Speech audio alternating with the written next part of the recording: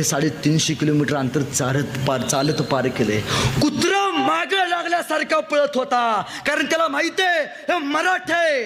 आज ना उद्या त्यांच्या राजाला सोडवायचा प्रयत्न करतील. आणि निघाली धिंड वाजत गाजत. कोणाच्या वाट्याला आली व विटंबनाई.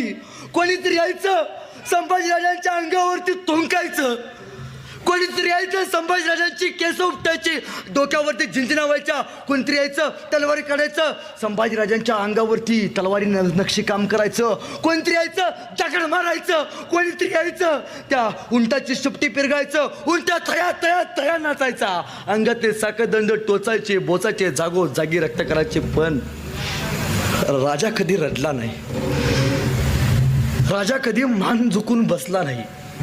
राजानं कधी शरणागती पत्करली नाही. का? कारण त्याला माहिती आहे संभाजीराजांना आज जर मी शरणागती पत्करली तर येणारी पिढी सुद्धा माझी शरणागती पत्करेल. आज मी अभिमानानं स्वाभिमानानं मरतोय, येणारी पिढी सुद्धा अभिमानानं स्वाभिमानानंच मरेल आणि स्वाभिमानानं जगेल.